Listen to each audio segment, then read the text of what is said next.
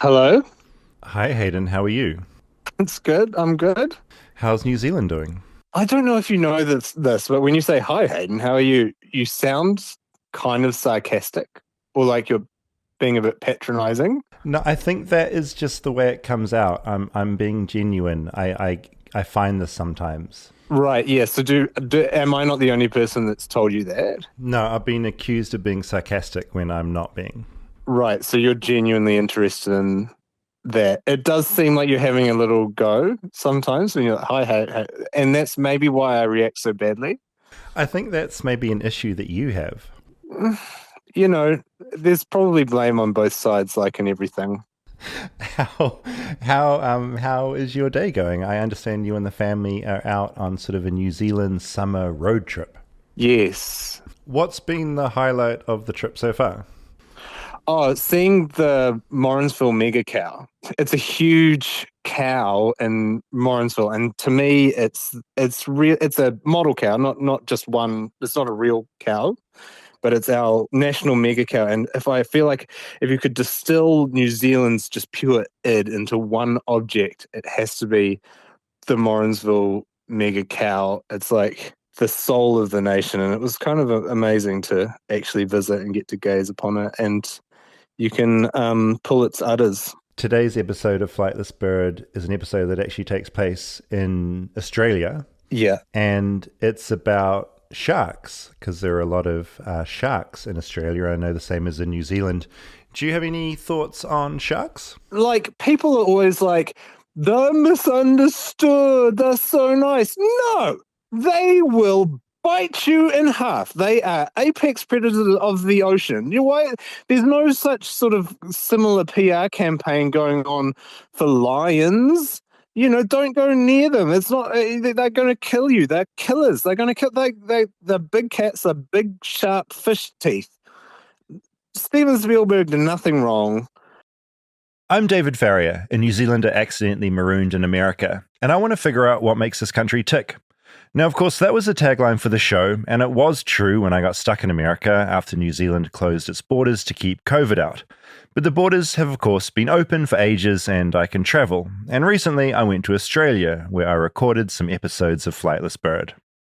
Don't freak out at the format shift. Change is good, change is healthy, and this Flightless Bird is happy to be on the ground in any country, discovering its weird and wonderful ways.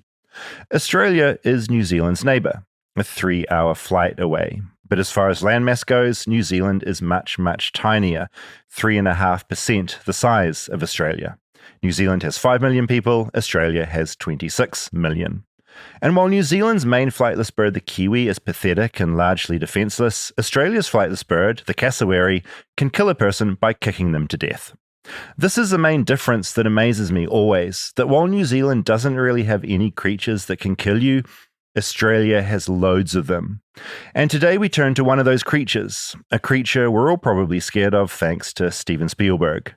Because how could I be in Australia and not look at one of Australia's main things? Getting attacked by a shark.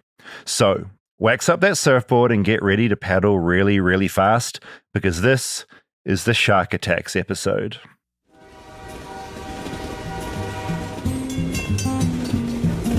Flightless, flightless, flightless bird touchdown in America. I'm a flightless bird touchdown in America.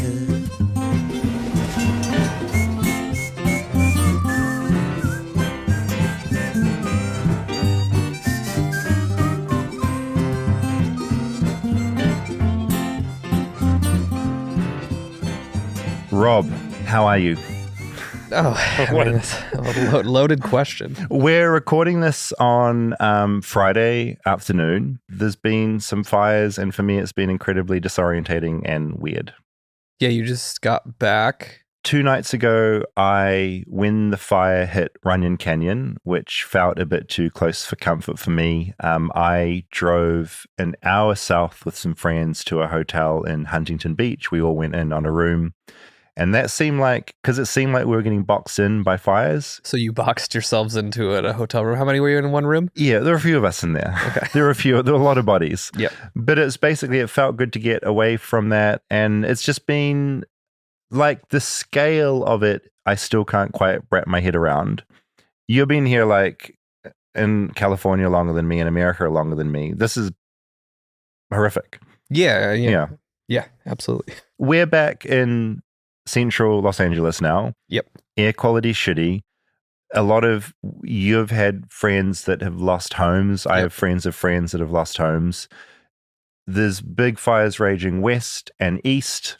The one near us has gone, but it feels like we're all kind of in like, you said it before, it feels like the beginning of COVID where everything feels like deeply unknown and strange. Yeah, and like half the city is evacuated. Yeah. We got really lucky being in the part of the city where we are. Because we've got fires on each side of us. And I mean, waking up on, I think what was Wednesday morning, you could see the fires behind the skyline. And did you wake up with like a splitting headache that morning? Yeah, I mean, the air quality's been terrible. You're back masking again. Yeah, again, another COVID thing. Yeah, masks are back on again. Didn't think that was going to happen for a while. And staying indoors. A lot of stuff's closed right now because people have left. I find it hard to know like what next week will be like. It's like I feel like over the weekend we kind of see whether things settle and things get more under control. Are you on that Watch Duty app? Yeah. I think everyone in Los Angeles over the last 3 days has downloaded Watch Duty. Yeah, I saw that it's top of the App Store. Yeah, now, just obsessively watching. Like, because the crazy thing is because of the winds, the fires just will jump and end up in a totally different area out of nowhere. Like a couple nights ago, the Hollywood Hills were on fire too, which is getting closer to us. There's the other element that you mentioned before we started rolling is that there's now this element of there being arsonists out taking advantage of this time as well, right? There was a guy, like a citizen's arrest. He was out with a blowtorch lighting Christmas trees on fire. In Silver Lake, a bunch of people saw him and apprehended him at some point. What's your anxiety level? Like, you always seem pretty calm to me. Like, you didn't evacuate, you stayed. I left. What's your, like, how do you feel? Because you've got like a family as well, you know? Yeah, I kind of bounce back and forth between like total panic, but then also like want to be there when shit goes down. I feel like I can click into it when stuff is happening. Yeah. Is there that element of wanting to be with your home so that you can monitor and like you can get a hose out if you need to, or does that like sort of factor in? No, that's less of a factor. But there is also like, I wanted to drive up to Griffith on one of those mornings at the observatory and just see like what's going on and observe. I went up that morning. I walked up. You walked up because all the roads were closed. Yeah, roads were closed. So I walked up and pretty much I was up there for 5 minutes before. It was me and there was another guy and a dog. That was it. Breathing wasn't the easiest. Like, you could feel like I felt out of breath halfway. Usually I don't feel out of breath because I do it all the time. We've been up there for about 5 minutes and rangers came up and said, you know, park has just closed, leave now. And they said it very firmly. Yeah. But it was like apocalyptic. The sky was just bright orange. Yep. Smoke over. You could see both fires out to the left, another out to the right. And that was, it felt like the end of the, not to be dramatic, like it felt like what the apocalypse you imagine it to be like from every film you've seen. Yeah. I mean, I just wanted to get up there to see like proximity wise, like what are because there's only so much looking at an app. Once I started watching the app, it started to feel like it was closing in a lot. Just looking online and like the information that is out there, like I felt okay at first, being in Los Feliz, and then once I just saw the way the winds were blowing and how it's like directly at us from where the Eaton fire was. Yeah, well, when you watch Judy, you literally see where you are. You're a blue dot. You see like growing flames here, growing flames there, and then you turn the wind on and you're like, oh, the wind is blowing this way. Well, I feel like Watch Duty did ease it a little bit. I was just looking at the other interactive maps on the internet, right? And all of those looked insane. With like the Newsweek one, like the whole city was just like purple. So I had a very surreal experience. So I left this morning from Huntington Beach. It was about an hour, 15-minute drive back. I stopped at a Walmart there because I don't have an air purifier. And I'm like, they won't be in the city. People have bought them. So let's try this. So I go in, I go to the air purifier section, all gone. It's just a I whole bet. wall of them gone. So I'm like, I might as well like get something like. So I got some bottled water because it's like water's going to be not as great as it normally is. Yeah. Not that it's normally great. Anyway, got some waters, and as I was checking out, the cashier was like, "So many people are buying waters today. Like, what's going on?" And I thought she was joking, and so I sort of laughed. And then she just kept looking at me, and I'm, oh no, the fires. I'm from more central Los Angeles. I'm traveling back. She just kept looking at me blankly, and I'm like, You know, didn't know about the fires? no idea, What? no clue, and neither did the cashier next to them. So I thought they were taking the piss. So I told these two people, there's like really big fires, like the biggest in California's history. People have died, people lost their homes. They had no idea. I know Huntington Beach is like a different territory. Like that's where I went for election night. Yeah. And saying that, like, I had a great, like, everyone there was lovely. Everyone I met was lovely, but they were obviously just, all I can think is they are just not watching the news. They're not online, and they just had no idea. And the other interesting thing was, they said all morning people have been getting water. And they At didn't no ask point anyone. had they decided to like investigate. Yeah. Anyway, that just kind of blew my mind. We lost power for like 24 hours. Yep, same. Natalie was like, well, we should go get those like power chargers. Oh, the power blocks the banks. Yeah, for the phones. And I was just, there's no way. we're not going Best, out. well, I was just into like, that. I don't think Best Buy's going to have any. They'll be Like, gone. they're going to all be gone. Yeah, completely. So I like popped open Instacart to try, and Yeah. it was just all gone all before gone straight away. driving over there. And Yeah. I feel like I'm still in that phase of like not knowing exactly like how worried I should be and like how prepped. It's like, are we going to need to evacuate again? Anyway, I thought next week, this may happen or may not happen, but I'd like to do an episode that kind of looks at all of this, because the idea of wildfires to me is certainly like very Californian and very American. Like New Zealand, we don't really have to deal. Australia does, but New Zealand doesn't deal with this stuff. So just a thought, if any listeners have had a direct, I guess, interface with the fire, if you've lost a home, if you're a first responder, if you have an experience with that, I'd love you to do what we did on election night. Just record a voice memo about your experience.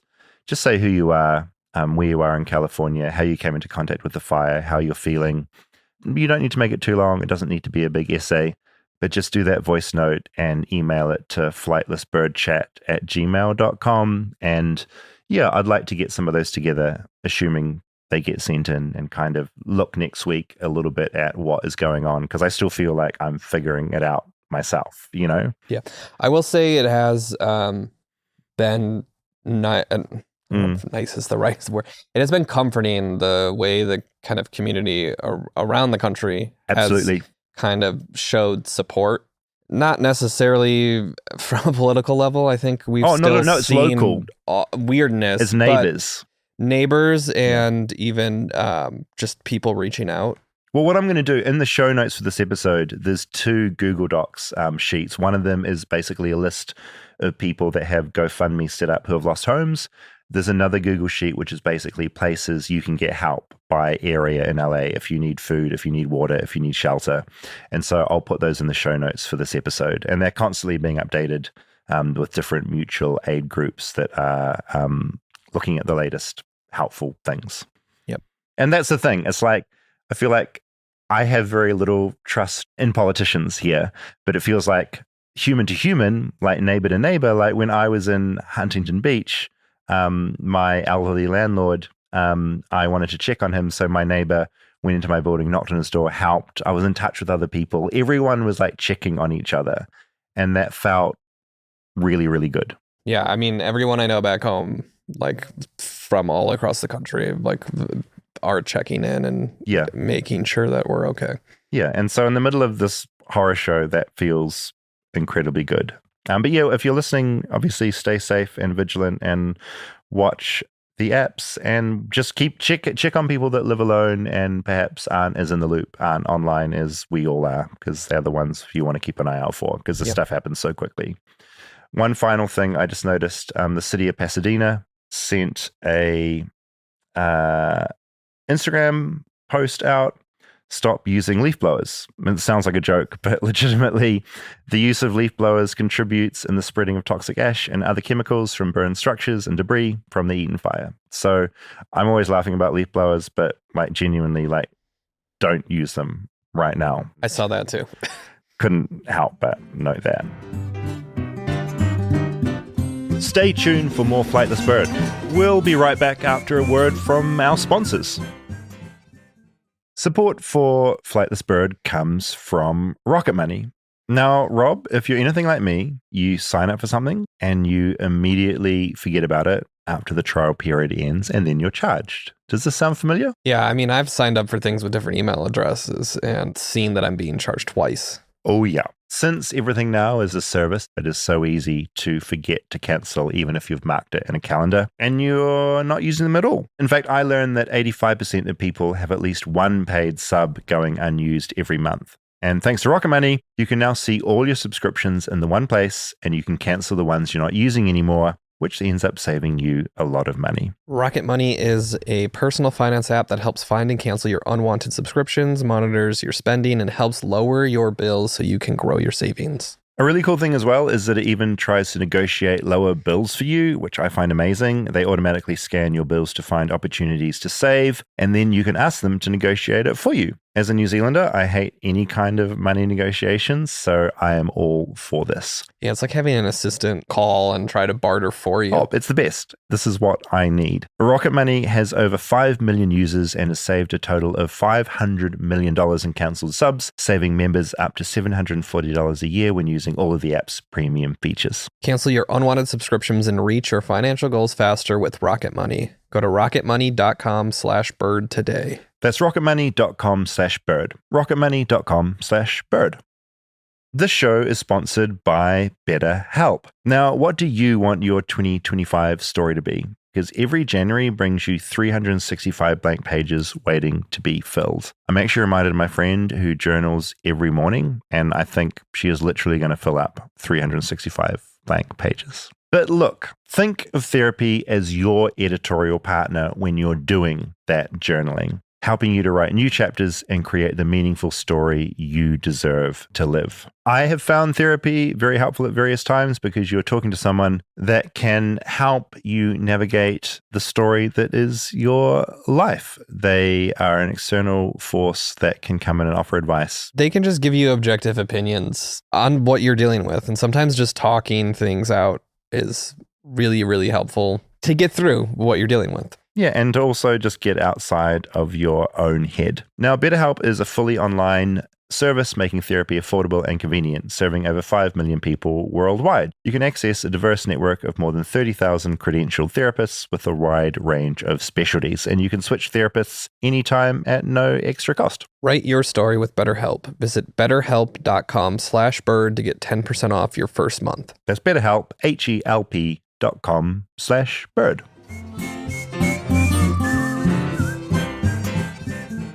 Australia. I was in Australia for about 2.5 weeks. I recorded 3 episodes, and so we're going to do episode of one of those today. It's about sharks. Can we recap kind of the Australian-New Zealand relationship? Yeah, we can. Yeah, what questions do you have about the two countries? It's kind of a rivalry, right? I liken it to Canada and America. Okay, so New Zealand's like the little brother. Yeah, so we're right down the bottom. We're tiny. Australia above, hulking, huge, massive land. I would say, I mean, look, I love Australians. Not going to knock Australians. Yeah. In general, I'd say like Australians are like a bit louder and a bit more intense than New Zealanders. New Zealanders are a bit more low key, almost in the way I think Canadians are a bit more like low key. Yeah, Americans are like very like brash and loud. I feel that difference a lot. Is the rivalry both? Because I feel like there's this thing in the United States between like New York and LA, where like there's this rivalry where I think New Yorkers hate LA a lot. Yeah, but I feel like a lot of LA doesn't. I feel like we like New York. Yeah. Is it any of that? I feel it's pretty evenly matched. So Australians do get annoyed at New Zealanders too? Absolutely. Yeah, I think we both get annoyed at each other. None of it is that serious. I don't know enough about sport to like understand the dynamics between teams, but I know like some of that exists. But mainly like our main thing is arguing over like who owns Russell Crowe, for instance? Like, is he Australian or New Zealand? Like, is the pavlova an American or an Australian or a New Zealand invention? Is the flat white, did that come from New Zealand or Australia? Like, all that kind of shit. And is New Zealand's answer to all those? Oh yeah, we own all of it. Like, unless we don't want it. Like, depending on like how we feel about Russell Crowe, sometimes we're like, no, Australia can have him. I'm a big Russell Crowe fan, so I'm like, he's definitely a Kiwi. And then one of the most offensive things to you is if someone thinks you're Australian. Absolutely. Based on your accent. I had it in just Huntington Beach quite a few times, like in that because we're in a hotel, a lot of people had come in from different places, and a few people were like, oh, Australia, right? And that makes your blood boil. I tense up. Yeah. I tense up. Yeah. I'd rather someone call me like British, or I get South African sometimes, but Australian, war. Okay. But in saying that, this time I had in Australia was actually probably the most fun I've had there. I was kind of reminded of the things I liked about it. Mm-hmm. In these episodes, we start in Sydney, we end up in Melbourne. But I would say I came away from it going slightly less of a rivalry in my mind. There's peace there. As people, you guys both are very similar. I spent Christmas with an Australian. My good friend's wife is Australian. Did it feel like there was similarities? Yeah, I felt like I was hanging out with you the whole time. That's so funny. So just great energy, great times, laughs. There's like a dryness to the humor that I feel comfortable with. Well, you're so dry. Like, I feel like you instantly fit into either place because you are that level of like chill and dry as fuck. Which is a compliment, by the way. This episode does focus on shark attacks. We can sort of talk about what that means later. I just want to say I'm not an enemy of the shark. I think Hayden, in that call, he's definitely an enemy of the shark. When you look at the stats, Australia's definitely up there when it comes to chances of being bitten by a shark. Yeah. They're high. And so I think that's worth thinking about. And I thought while I'm there, I wanted to talk to people that had some one-on-one time with a shark. When I was thinking about what stories I wanted to explore in Australia, the one that rose to the surface was shark attacks. Australia has, relatively speaking, a load of them. So many, there's a whole Wikipedia page called Shark Attacks in Australia. The University of Florida crunched the numbers and found that out of 69 unprovoked bites, that's what they call them, around the world in 2023, 22% of them happened in Australia. And there was an article in the Sydney Morning Herald last February titled, Australia had more fatal shark attacks than anywhere in the world last year, which is true. Of course, it's easy to talk all this stuff up, exactly what I'm doing right now. But statistically, you're thousands of times more likely to be hit by a car or suffer a multitude of injuries before you're even close to being bitten by a shark. It's a rare event caused when humans decide to throw themselves through the shark's front door and into their dining room, aka the ocean. But of course, while I was in Australia, I wanted to find out what it was like to be attacked by a shark. I didn't want to experience it myself, I had my limits, so instead I met up with Brett Canellan, who was born on I'll just let him tell the story. Born on the south coast of New South Wales in Kiama, which is a beautiful little seaside town. The best way to describe it, it's been voted as Australia's best tourist town. So it's kind of like the quintessential seaside town. Like, it's got the fish and chip shops, it's got the ice creamery, which is always got a line out the door, and it's very well known for the blowhole. I've spent a lot of time in places outside of Kiama and outside of Australia, and it baffles me how many people know about Kiama because of the blowhole. Let me interject here by saying I love a blowhole, nature's ultimate water fountain, a marine geyser that shows off how powerful the ocean can be. Just explain the joy of a blowhole for people that haven't ever seen one or heard of one. Well, it's such a rare experience, I think. Like, when you grow up around it, it's like, oh, it's the blowhole, it's there. But I think it's not until you see it on an impressive day where you're standing there on the rocks and all of a sudden this enormous crash and bang happens and this spurt of water comes out of the rocks. And I think that almost understates it. You kind of have to almost experience it. It's almost like the rocks are breathing. Brett says on some days, the blowhole in his town spurted water about 30 meters into the air. Some days it was smaller, depending on the weather. I had friends when I was younger who worked at the Tourist Information Centre, and they'd have tourists come in being like, so what time's the blowhole turn on today? and they'd be like, it's a natural thing. We don't have a switch. I guess the point of all this is that Brett appreciates the ocean, and growing up right next to it, it got into his bones. I think there's an element to growing up around the ocean where it's just a matter of time before it's a part of your life, and it's always different for a lot of people how that happens. But I think most kids, especially in the town that I lived in, you get into nippers and, you're down at the beach every Sunday. What's nippers? Most beaches have a surf club, and the surf club's responsible for patrolling the beach and making sure everyone's safe. They set up the flags, and when people come down, they know where to swim and they're nice and safe there. And nippers teaches a lot of the younger kids the skills to be able to navigate the ocean correctly. So you learn how to swim, paddle the board, you learn how to rescue people. At the time, he wasn't really imagining he would one day need rescuing. He was just having fun. He quickly took up bodyboarding, and by 11 he was surfing like his dad, and he says he never looked back. But I think the thing about surfing that was the best was just how cool it was. Like when I was younger, it was only me and a couple of friends in school that surfed, and as soon as you jump on the surfboard, you're almost like automatically a couple of steps cooler than what you were before, and that's probably not true. but I just felt like it was such a cool thing. You look at pro surfers and the life that they get to live, and I always thought that was the coolest thing to be able to do. Growing up, and certainly when you were surfing, how much of a concern were sharks? When you grow up around the ocean, you're always aware of that, inherent risk that the ocean is where the sharks live, and you have to be aware of that. I think there's always that bit of respect that you have to know when you're going in the ocean, you're going into their home, and it's the decision that you have to make whether you feel comfortable whether you're going in there or not. Yeah. I had never, when I was younger, had any encounters with sharks. I hadn't seen any. I think it had gotten to the point where you're not complacent, but you start to look at the fact that you've been surfing for 10 plus years, you've never seen a shark, you've never had any friends who've seen one or had an encounter, and you start to think those odds there's a lot of other things you should be worried about. That's a very Australian mindset, I think, especially when it comes to nature. When so many things can potentially kill you, from spiders to snakes, at some point you just have to keep on living your life.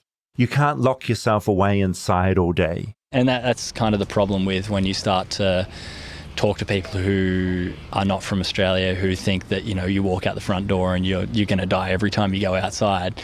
And it's not like that, but you can't live in fear at all times. And I'd probably gotten to the stage in my life where, again, not complacent, but you start to think the odds of that happening aren't realistic in a way that it's going to make a difference in how you approach going into the wild.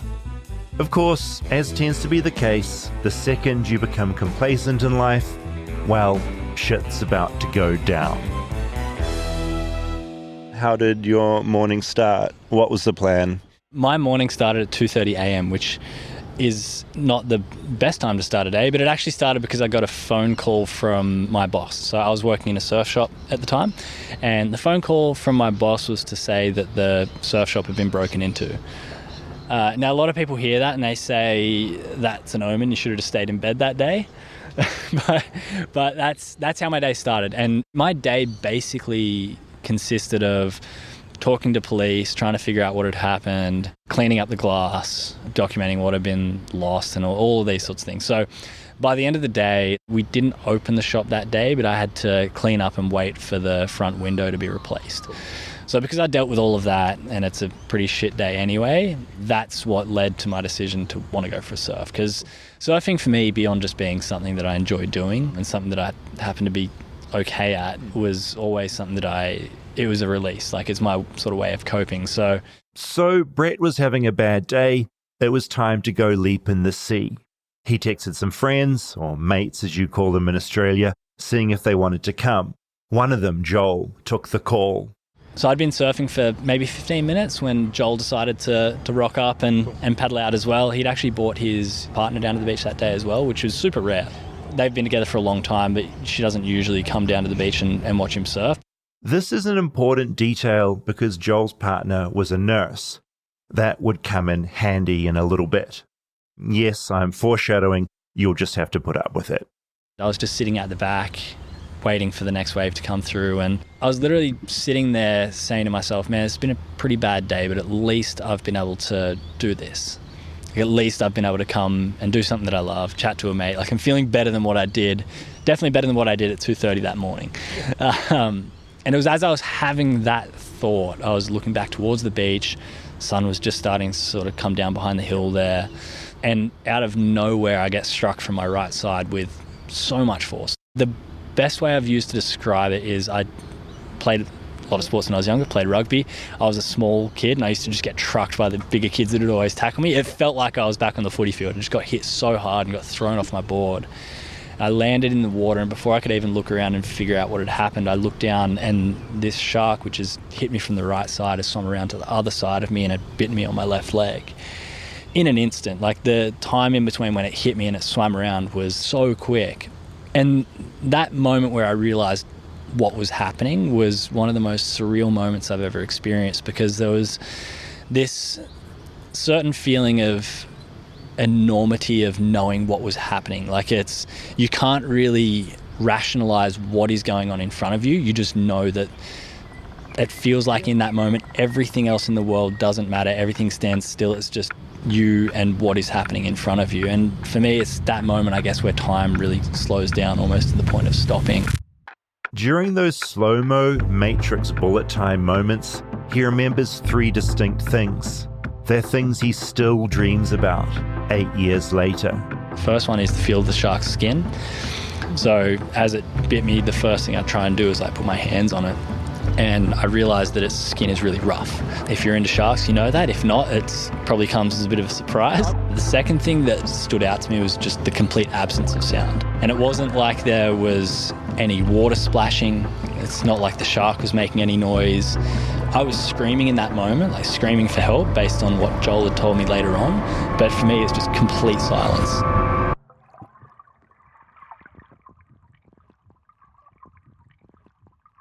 And then the third thing I can remember is just the look specifically of the shark's eye. So I'm like looking down at this thing and I kind of just lock eyes with, it doesn't really have the characteristic of an eye, it's just black. There's just this black dot which is staring at you. And the thing that I took away from that moment, and it wasn't necessarily like I was processing it in this much depth in the moment, but as I look back on what this memory felt like, as I'm looking at the shark, there's no emotion in that. When you're looking at a shark, this is a creature that's been designed over millions of years to survive, to find things to eat and kill. Like, I'm unfortunate that I was the thing that it was eating and trying to use to survive in that moment. But I think there's a feeling of almost hopelessness that you have because you can't argue with the shark. You can't tell it to stop. You can't reason with it. You're just so insignificant in that moment when compared to how well designed this creature is.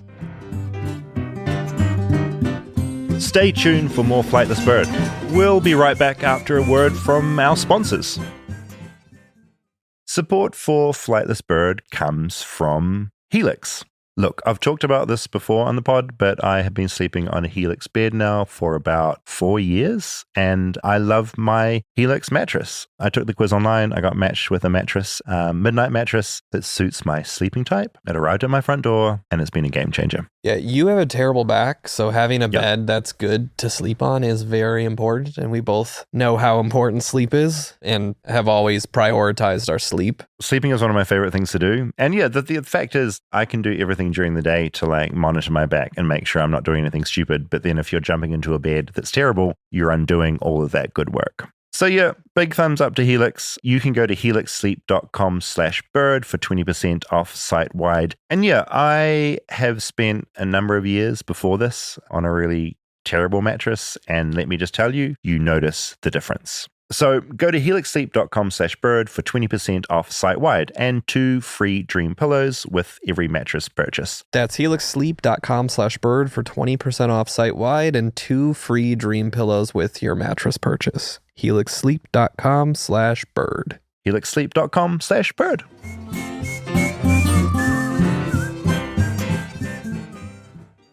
Okay, so you're looking down, you're looking into the eye, you're feeling this thing, the sound's gone, eyeball staring at you. One eye or 2 eyes? One eye because it's kind of from the side. There are two because they're on the side of the head. It's like the phrase is looking into its eyes, but it's not actually what's happening. That's what I was thinking. Yeah, one horrific eye looking at you. What happens next? It's on your leg. What happens? What's the feeling? So there's no pain. A protection mechanism that humans have developed when going through situations like that. I'm not thinking about this in the moment. I find this out later on. So there's no pain. I'm just acting on instinct. And the instinct for me in that moment, the first thing to do that everyone who's probably listening to the story, everyone's like, I've heard you got to punch it. Heard you got to poke it in the eyes. That's what I've been thinking. Much easier said than done. I'm not sure if you've ever tried to punch through water before. Nearly impossible. My response is actually the incorrect response, but it's the one that probably makes the most sense. I pull away from the shark, so I guess it's the human response. Like if a spider crawls across the bench here, you're going to get away from it, and that's what I do. The reason this is a mistake is when a shark has a hold of your leg and you pull away from it, it doesn't realise your intentions and just let go. It holds on to that chunk of your leg, and when you pull away from it, it just shreds everything inside. Leg goes with it. Exactly. So I lose a massive chunk of my left leg as I pull away from the shark in that moment. Do you sense that's happening? Do you see it, or you don't know? No, so right away, my first instinct is to not look down. And I think a big part of that is just knowing that whatever's happening down there isn't going to help me. If anything, I just put my head down and try and swim as fast as I can. And I get about 20, 25 meters in, and I have the terrifying thought, and it's the thought that I think a lot of people would associate with this moment. The thought is, I wonder if it's going to come back a second time. And it's a good thing that I have the thought, because I look over my shoulder and see it coming through the water a second time, and luckily have enough of a reaction to put my hands out to try and stop it. I'm right-handed, so my right hand's got good aim. That lands square on its nose. My left hand doesn't have as good an aim. That goes into its mouth. This is my cool scar on my hand from just grazing its teeth, like just brushing against it. He holds out his hand to me. There's a gnarly, jagged scar there. Luckily, you get it out before it bites down, and I have both my hands on the nose of the shark as it's pushing me through the water. I'm lucky that it's at least pushing me towards the beach, but I'm not going to let this thing push me all the way to the sand. Like, you want to get away from it as quick as possible. So I actually see a wave approaching, and I think the best opportunity I have to get away from it is when the wave hits me, try and push it to one side as hard as I can, and just hope that the wave pushes me into the beach. His plan works, mostly. He doesn't hit that wave gracefully and body surf in. He tumbles and tumbles. And I look up again, and luckily this time I don't see the shark coming back for a third time. I actually see my mate Joel. He's actually paddling towards me as fast as he can. His mate Joel had heard Brett screaming. He'd seen what was happening, and he was paddling directly towards Brett, which means he's paddling directly towards a shark. I think that's just worth pointing out, because I'm not sure all of us would do that. The other thing in this picture, Brett has lost his surfboard. When the shark bit into his leg, it also bit through his leg rope attaching him to the board. So Joel pulls him up onto his surfboard and paddles him the rest of the way into shore. The first thing he does is he grabs my leg rope and ties it around my leg. He immediately knows I got to tie a tourniquet because he can see how much blood that I'm losing. And there's a feeling like the moment I can touch sand, there's relief, not only in the fact that, you know, I'm no longer in the ocean and the shark is no longer a threat, but for me there's the feeling of, okay, everything from here on, there's help now. Even though I didn't know how much help there was, there's the feeling when it's you versus the shark, you're totally helpless. But the moment Joel gets there and can start to get me to beach and to save me, it starts to feel like there's a little bit more hope. Joel then sprints up the beach to find his wife, the nurse, who then calls 000. It's 000 in Australia, not 911. I was lucky that his partner is an intensive care nurse, and the other person that was walking along the beach, very slowly and casually, who then came to help Joel tie tourniquets, was also a nurse. So not one nurse, but two nurses. It's got to be some of the luckiest things that I could ever consider. Like, from where the shark bit me, it missed my femoral artery by 2 millimeters. This whole time, Brett didn't look down. He didn't look down at the damage until 3 weeks later, but he did clock how other people on the beach were reacting as they started to gather around him. At the start, the first few people just looked shocked with what they saw. And again, that's another reason I didn't have to look down. I knew based on those those looks that I knew how bad it was. But like, I had a lot of pain in my stomach when I was on the beach. And I thought I'd been bitten there. And I later on found out that was actually my organs starting to shut down due to blood loss. Of course, this whole time I'm sitting here with Brett, I'm thinking, how bad was it? I mean, he's alive. He still has both legs. I can see that. But I realize I'm not sure about shark attack etiquette. Am I meant to look down at his leg, or is that rude? Luckily, he senses the elephant in the room, and he pulls his shorts up a bit and shows me his thigh. And I react in an incredibly chill way. So that's Yeah, what it looks fuck. like. I'm looking at an upper leg that has a lot of scar tissue, and that's sort of sunken in. I lost 3/4 of my left quad. Okay. So as you can see, that's kind of goes Your from, whole... yeah, it goes from just above my knee all the way up to the upper part of my leg. So when they were talking about amputation at the start, it was going to have to be an incredibly high amputation, which is, no amputation is easy to deal with, but generally the higher that it gets, the more difficult it is. So essentially so much of your leg was gone, they thought the whole thing's going to die off, we have to get rid of the leg. Yeah, especially if the bone had been... Okay, so back on the beach, a helicopter had come and gotten him. It was a bit late as it had accidentally flown to the wrong beach, but once on board he got 2 blood transfusions that saved his life. While he was unlucky to be bitten by that shark, he was also very lucky. It not only missed that artery that I spoke about, but when I pulled away from it, it didn't bite all the way through. It kind of just grabbed onto the meaty part and tore it off, almost like, I don't know, getting meat off a bone. Like, I don't know. Yeah. There's probably a cooking reference you can use there somewhere, but... I sort of made eating a kebab and sort of pulling the meat off the stick. Yeah, that's probably the best way. The surgeon had a plan. The team took his lat muscle off his back. That's the muscle that runs from just under your underarm all the way down to the lower back. They took that entire muscle out and transplanted it onto his leg. So the muscle I'm currently seeing flex on his thigh is actually his back muscle. They connected the blood supply to keep it alive. They connected a big nerve. Then they took skin from his calf, hamstring, and upper hip to cover up the damage. Good news, he had his leg. Bad news, the doctors told him he'd never surf again. It was at this point Brett got a visit from the Bite Club. So there's something called the Bite Club, which is a support group for people who've been attacked by sharks. It's so specific. Is this an Australian thing or a worldwide thing? It is a worldwide thing, but it started in Australia. There's a guy whose name's Dave Pearson. He actually came and visited me in hospital.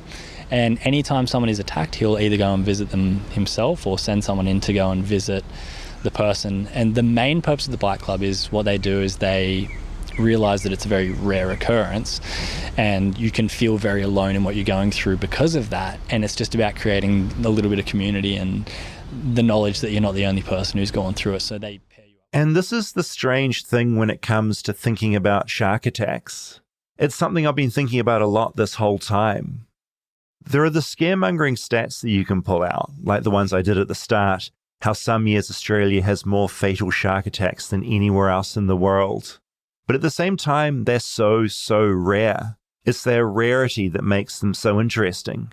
But it also means that if you're attacked by a shark, very few people can understand what it's like. That's why I wanted to talk to the president of the Bite Club, who says, and I quote, "The initiation is a real bitch." Well, my name's Dave Pearson.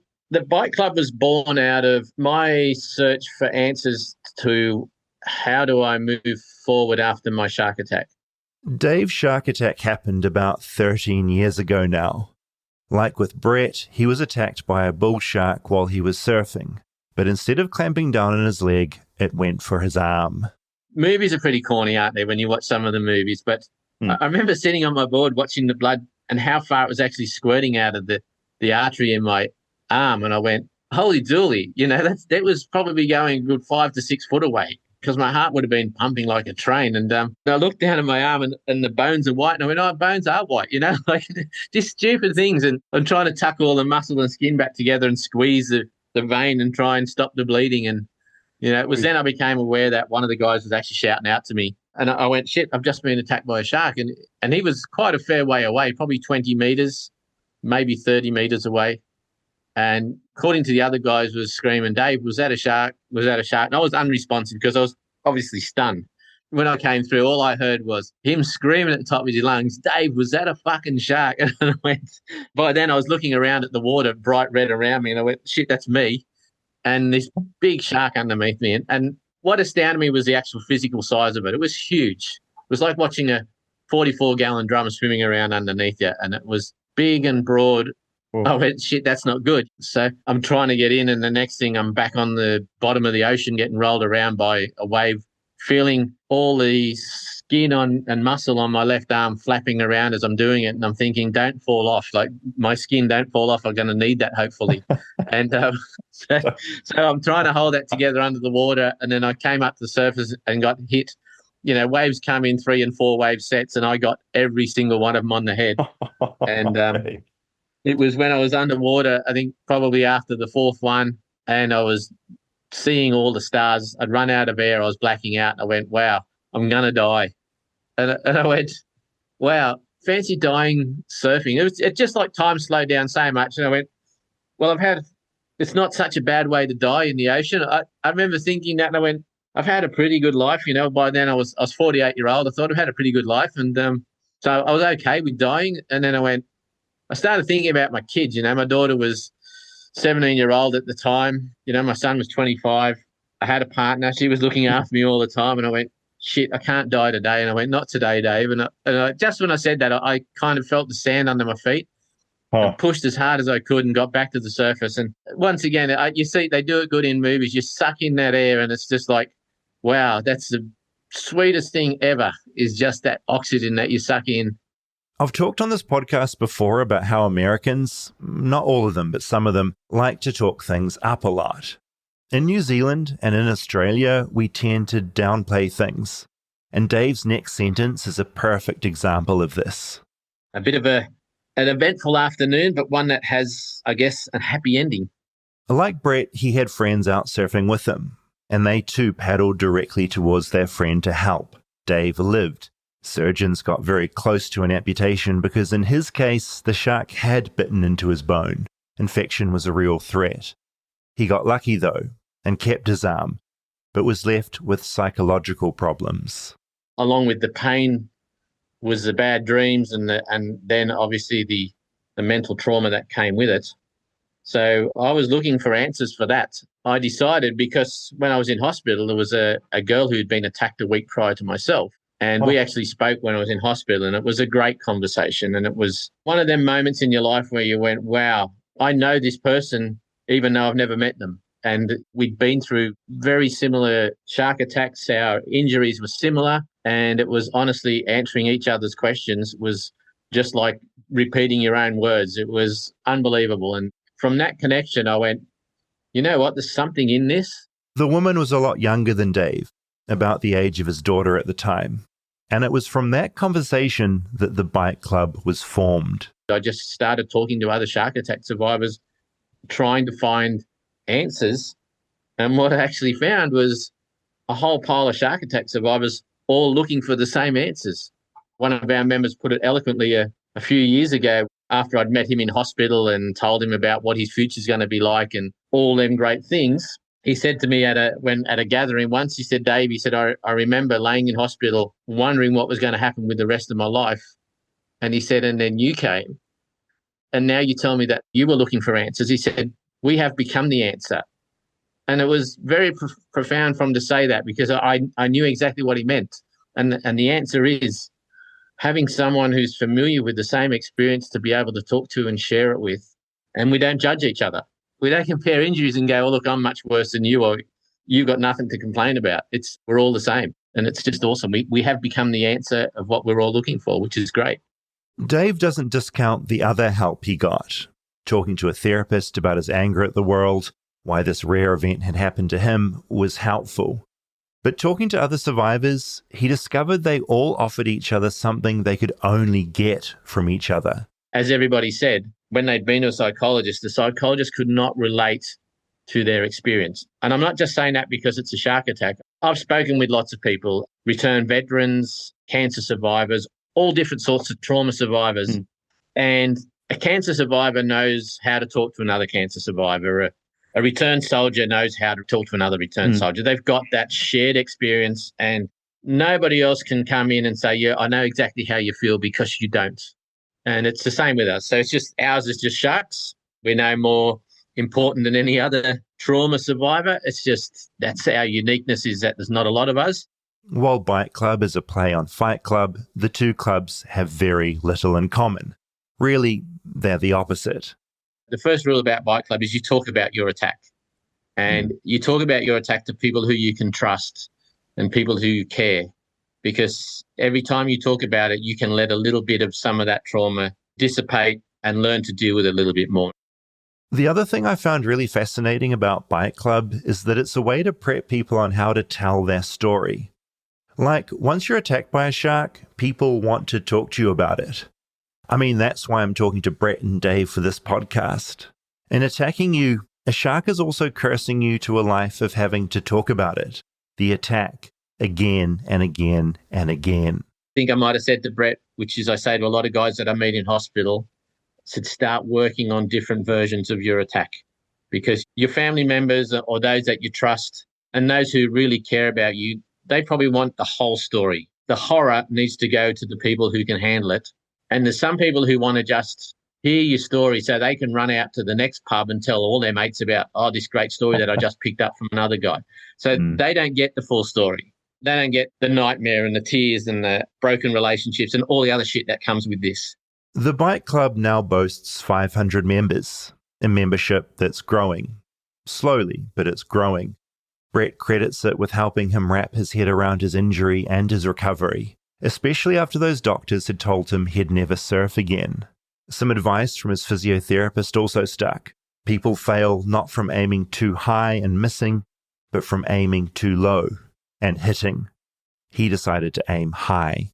And for me, that was the first moment that I started looking at what I'd been told by the doctors and realizing that I kind of had a choice of whether to be defined by that and to be limited by it, or to set something lofty and ambitious. And whether I reached it or not didn't matter. Thing is, he did reach it. He surfed again. 5 months after starting rehab, he was back in the water and back on his board. From there, the Bite Club helped him come to terms with the mental stuff, the big picture stuff, the why me out of millions and millions of people stuff. I mean, 1 second you're out enjoying the water, the next a perfectly evolved predator is trying to rip all of your limbs off. Once you've physically healed, you're left to come to terms with how you see yourself and how you fit into a world that deemed you the target. As many sharks as there are in the waters around Australia, it's still incredibly unlikely that would happen. Definitely. So I think there is something strange about feeling that, and that's what led to later on struggles that I had with the experience of the why me. Like when you look at the odds and you consider how unlucky you have to be in order to be that one person, it's really easy to take on that victim mentality, especially when you're trying to regather so much of your life from that point. So Bombo Beach has a train line and a highway that goes alongside it. And as I was physically being bitten by a shark, like being attacked in a fight for my life, there's people driving past that have no idea what's going on. And I think there's something that's both beautiful and also devastating about the realization that for one person, this is the biggest thing in their life that has ever happened and will probably ever happen. For everyone else, it's just a regular day. They're just going home from work. Right now, there's someone going through something devastating that you and I don't know about. Yeah, probably a couple of 100 meters away, there'll be something horrific happening that will be the biggest thing in that person's life. We're sitting in here in a very beautiful park. Yeah, and I think that for me was my way of almost coming to terms with the fact that, yeah, bad things do happen, but you're not the only one. If there is, in a way, some kind of hope that you can put or a positive spin that you can add to it, it's just knowing that the struggles that we go through is almost universal as humans, and you don't want everyone to have to go through them, but I mean, overall, they're unavoidable. Not everyone's going to be attacked by a shark, but everyone will feel the same things that I've felt in going through that struggle. That's something echoed by Dave, who says it's an idea reached by many in the Bite Club. They all seem to start in this place of confusion, frustration, and anger after the attack. But after a lot of talking and processing, they're mostly left with a lot of empathy for others. Honestly, there's hundreds of things that I've learned from the people I've met. But the number one is everybody's struggling with something. And I always say that. You never know what the person beside you is going through. So don't discount how people feel.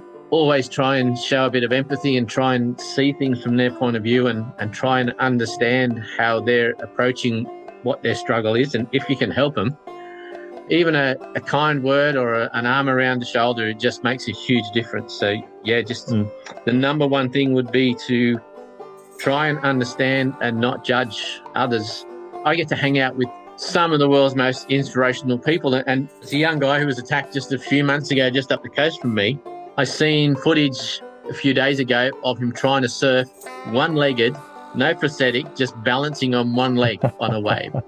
And outstanding. And you go, this young guy, as tough as his life's going to be with only one leg now, he's going to be so much of an inspiration to so many people and already is. So his attitude is he's got a filthy mouth, but, you know, he said, this fucking thing's not going to fucking beat me. So that's his way of looking at it. And you go, good on you, you know, like it is just so good. Like you just look at these guys, their jaws are laying in the water from watching this and you go, this guy is just inspiring people by just doing life. Yeah. So yeah, I get to experience that all the time. It is honestly so uplifting.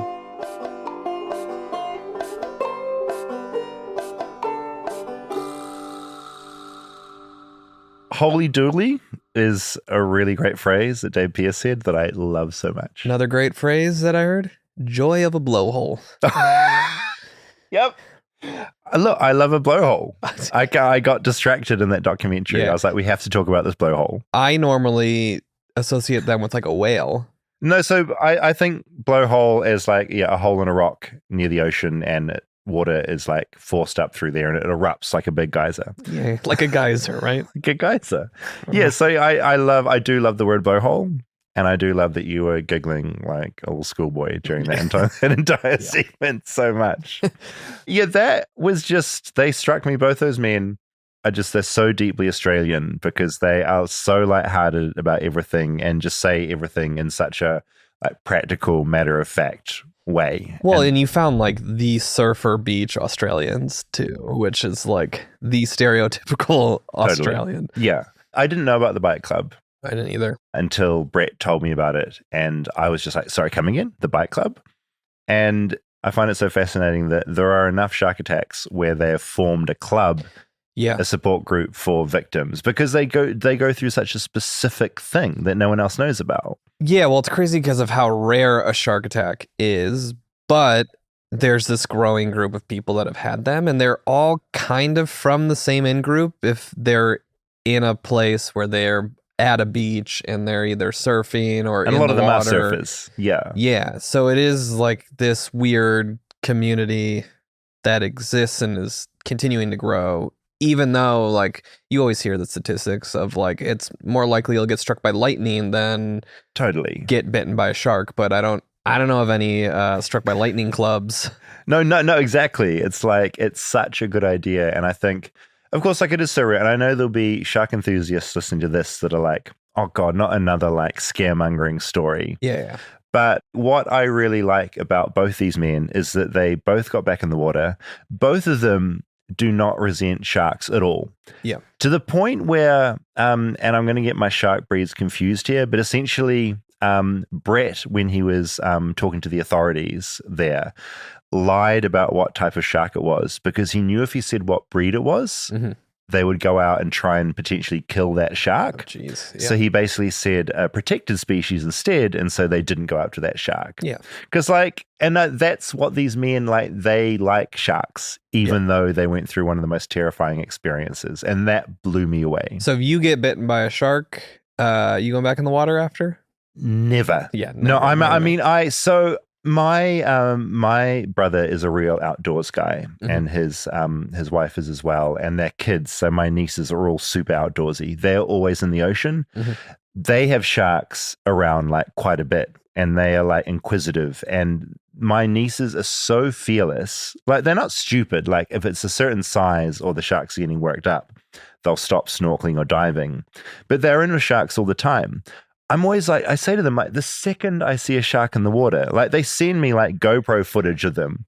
I'm like thrashing around and getting out of Like there a as seal, quickly, absolutely, as quickly as possible. It's prey at that I'm point. panicking Yeah. completely. Like I have no time for that whatsoever. Like not in a million years. Would you take any comfort in knowing, so as statistically improbable it is to be bitten by a shark, it's got to be even more to be bitten by a shark twice? That's what you'd think. Yeah. But then like it resets, right? Like the second you go in the water, it's like the same chances again. There's no way I would, I wouldn't even take a bath again. No, just no water, like no water at all.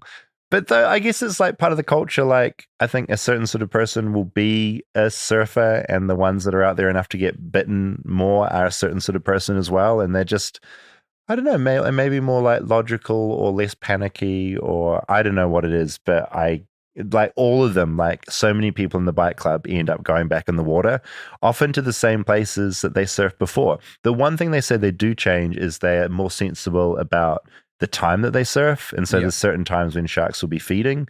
They avoid those times. Yeah, I mean, I would imagine the like water life it means something different to them than it does. Like, when's the last time you were in the ocean?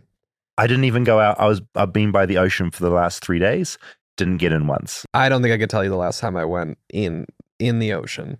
Yeah, you don't strike me as like a big ocean guy. And we lived like 2 miles from the ocean at one point. Yeah. And we went for like 2 years we lived there, and we probably went to the beach twice and into the ocean, 0. The one thing that Brett and Dave both mentioned that I hadn't thought about before meeting them is just how just on like a deep, profound level, it kind of screwed up their worldview for a while with their like, why me? That whole idea of like, statistically, if this can happen, that is so deeply unfair, and just having to kind of reckon with that. Yeah. Which makes sense now I think about it. But at the time, like, I just didn't think of that aspect to a shark attack. I'm like, it's going to be painful. The rehab will be horrific. But you also have to reckon with a universe that deemed you the one to get like a leg half ripped off. It's just a very, and I'm lucky in that I've never had anything really bad happen to me. And so I struggle to like understand what that would be like. Like I've been lucky. Yeah. I mean, I think anything involving like primal wild animals attacking you sounds pretty life altering. Totally. And like to be prey of something. Yeah, we walk around thinking like we're the apex predator, right? But it's like at times you're reminded that, oh no, in the ocean, like you're absolutely not. And this thing can like completely mess you up. Like the worst animal encounter I've had would be like that squirrel that bit me, you know, but that wasn't like apex. That was just my own stupidity and like putting my hand out. We, a couple Christmases ago went to stay on a farm in Texas that had a bunch of miniature goats. And there was one of the most threatening animals. Not big, but there was one little one that was like, they want to charge. Satanic, like would just wanted to fight. Yeah. And like cornered Calvin too. Oh, and Calvin. like we had to go and like try to get this goat. And when like an animal gets into that state and is like just out of control, it's scary. Like him climbing, like Calvin was climbing up on the picnic table trying to get away from it, and like, oh my God. That's the thing. Like, my friends in New Zealand, and this is going to sound like a joke, but they had a pet sheep, and this sheep, like this, I don't really understand goats, and I had a pet goat, but I sort of understand the mentality. But they do like to charge into things, and that's fun for them. So the sheep, if you got down at its level and like made eyes at it, it would head down and it would just like pummel into you. Yes, that's what this goat was doing. Which is fine when you're my size, but little Calvin is like, oh, little guy. Yeah. Oh my God. I'm glad you were there to like pull him out. Yeah. I had to just like throw him over the fence to get him away from this goat. Before I forget, in the show notes for this, Dave Pierce, by the way, like there's a Facebook group for the bike club, and I know this is going to be very rare, but he's like, if you've got any listeners who have been like attacked by a shark, which is so rare again, he's like, put my email in your show notes. And so I'll do that because he just desperately wants to be able to talk to people because he's like, that's his passion in life. Do you think we have any listeners that have been? I hope bitten not. by a shark? I mean, also maybe like CC us in the email as well. Yeah, let if us you know, have, because I'm 'cause- super curious. But I mean, there are shark attacks all over the world. There's a chance our listeners have been. Yeah, and I guess maybe our audience is higher in New Zealand and Yeah, California, a little bit. which Yeah, are totally. two shark attack areas. No, do so. Yeah, email flightlessbirdchat@gmail.com when you email Dave Pierce at the Fight Club. Our show notes will have his email. And Brett does motivational speaking, and I'll put a link for him in there as well. Both of them are just, I don't know, I complain a lot about stuff, like about the tiniest things, and meeting those two men who have had one of the scariest things, like they've been in Jaws. They've been in that movie, and they're still like laughing and happy to talk about things and have wisdom about it. Blew my mind. Yeah, I feel like so many of those stories too, like there's all of these little miracles and things that are happening as part of it too, where like there's 3 nurses within Insane. range and that millimeters away from an artery. Totally. From that, it's like, why me? But also, oh no, something is looking out for me, and I am also okay somehow through all of this. Luckily, unlucky, or I don't know. It was that though, because like it was like, lucky I get to have a surf. Unlucky, shark attacked me. Lucky, 2 nurses at the beach. Unlucky, helicopter lands at the incorrect beach with like all the blood on board. Lucky, I survive. It's like, it's just up and down the entire time. And it balanced out with him being alive and now being like happy to talk about it. And also, something I hadn't thought about until now is like he is cursed with having to tell that story again and again and again. I did like him talking about the different versions for the different people and who wants to hear what. And like you've got your bar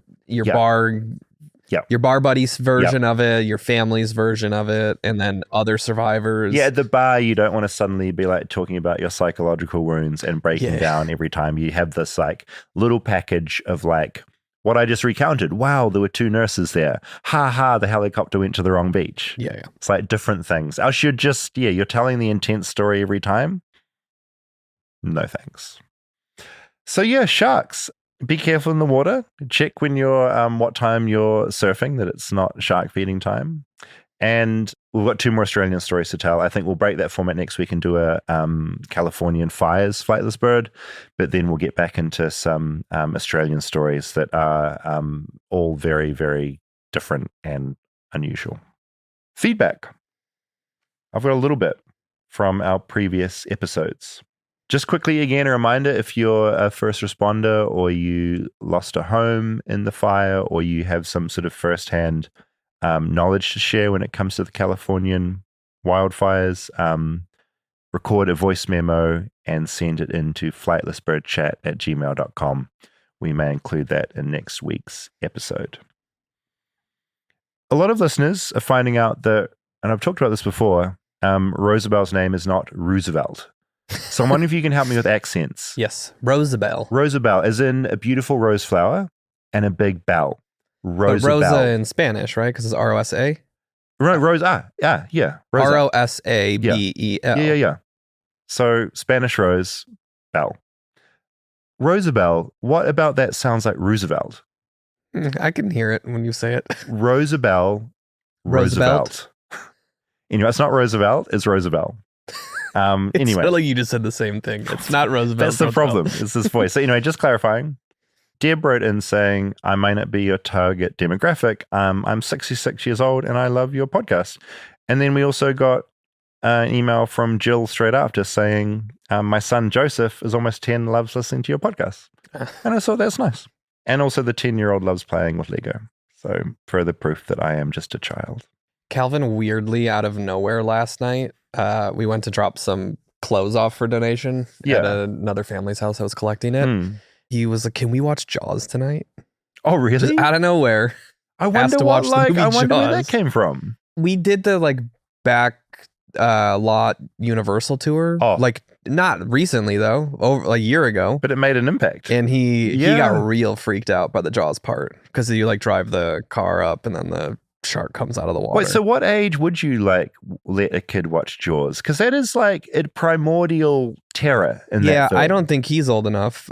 He got like freaked out from Squid Games, the Squid Games 2 trailer. Okay, I was going to say from Squid Game. I'm not surprised he got freaked out from Squid Game. No, he got freaked out trailer. from like would not go to sleep. He's like, every time I close my eyes to go to sleep, I see Squid Games. Oh, little guy. I've got friends with kids, and I feel like sometimes like the posters for different horror films are like way too scary for kids to see. We're just like scrolling the Apple movies sometimes, and like Longlegs has been on there for the longest time, and like that image. No, like just see it in his terror. Across from Maru, they had the Alien billboard for the longest time. Oh, which is that like face hugger on a face, right? Yeah. Which is as an image is just terrifying. Horrifying. Yeah. Like Vincent pointing at that and like asking what that is. Dad, just like new fear unlocked for your kid.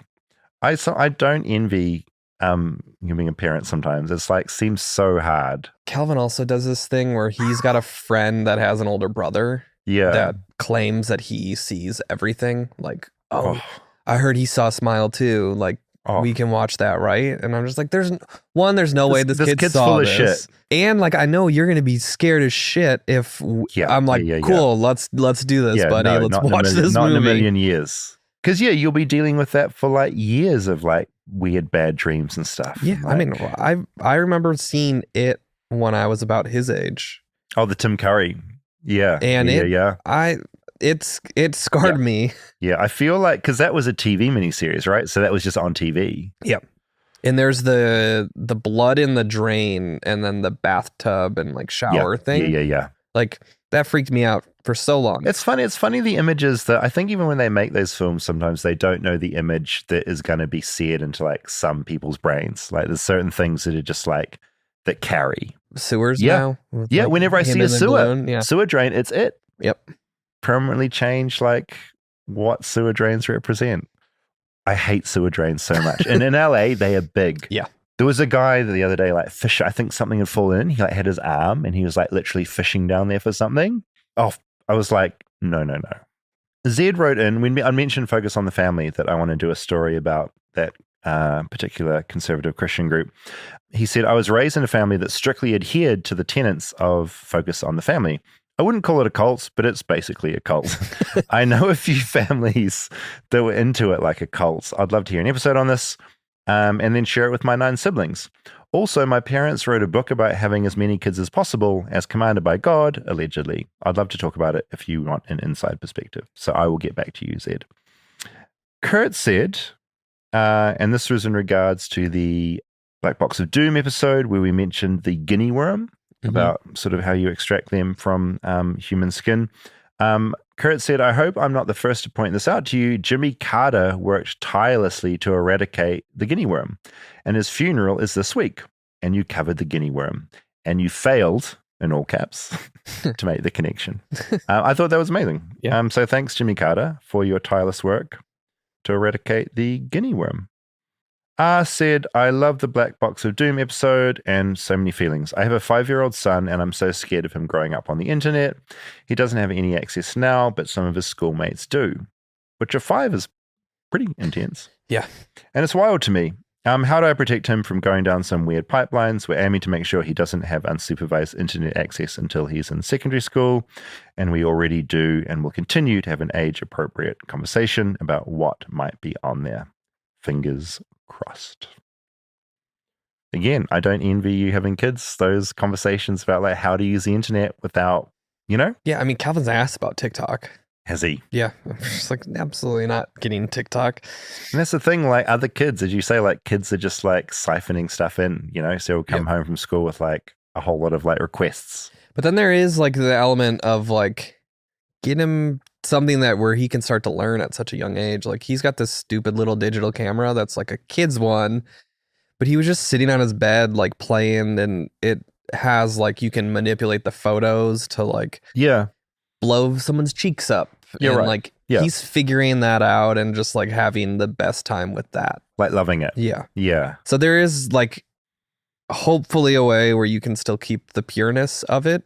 Totally. Without it going down that big completely black I think the hole. second you're like connected online and one information can lead to like one video leads to another, that's where you're in.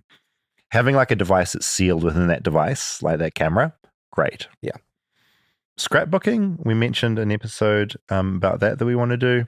If you do an episode on scrapbooking, said Erica, I would suggest looking into the multi-level marketing scheme Creative Memories. My mum got wrapped up in it for a few years. It's a whole different level. So that could be an MLM scrapbooking crossover. What if we just get sucked into a multi-level marketing scheme? Oh my God, I wouldn't put it past me. I told you about the guy that drove by my street and he was in a van. It was like a nice van. It was like looked new and fancy. He looked like he'd like, I don't know, some sort of like practical worker kind of guy, stubbies. Do you know the word stubbies? No, I have no idea what you just said. Like short shorts. Okay. He looked like a handyman type. He was like, hey, come here. And he's like, I work installing TVs and this customer just returned this projector and speaker system. And if I take it back to the factory, it's just going to get sent back, but I can sell it to you now for cash for this amount of money. You said yes. I look back at it now. It was stolen and he was selling it. But I was a moments away from going to an ATM and pulling out like a bit of cash. Like I think it was maybe $1,000 he wanted, but he had these. I did the QR code. He's like, QR code it. See what this is worth. It was about $20,000 worth of like audio gear, projector, screen, speakers. Clearly stolen. Yeah. My point is, I am the sort of person that would get sucked into an MLM. Natasha said, I've been scrapbooking for 20 years. I live in Canada. Oh, instantly discounted. And once a year, a group of 6 of us women go to a place called Cypress Hills. A woman from Ontario puts on a scrapbooking retreat at a hotel resort. 80 plus women of all ages come for 4 days straight of scrapbooking. Women only allowed? Maybe. I wonder if there's men allowed. It's actually, maybe it is just a female women's one. retreat. I'll see if they'll let me in. So yeah, again, any feedback, flightlessbirdchat@gmail.com. If you had any direct stories that you wanted to share about the Californian fires, record a voice note just with your name and your story and email it in. That would be awesome. No, if you're listening and you're in California, just stay safe and check in on friends and family. And there's a lot of different groups that are gathering food together and clothing. So maybe look for some of your own stuff you can donate if you want to help. And if you have been affected, our thoughts are with you. And we'll talk to that a little bit more next week. Stay safe and stay tuned for Kelvin. I have a book that has about 589 facts in it about sharks. If you touch their skin, you'll get a cut. There's about 250 types of sharks. What would you do if you met a shark? If I was in the middle of the sea, I would probably try to fight it because won't be any choice. If I was near land, I would try to swim away. How do you fight a shark? I don't know, kick it? You can't really touch it or your hand will get like bleedy. Where would you hit it? The tail. You said the other night you wanted to watch the movie Jaws. Do you know about the movie Jaws? Yeah. What can you tell me about the movie? It's a really fierce shark and like a bunch of people want to like kill it and like a bunch of people swim in this beach and attacks all the people in the beach in the water. Where did you hear about this? Universal. See you next time in our podcast. Bye. Like and subscribe, guys.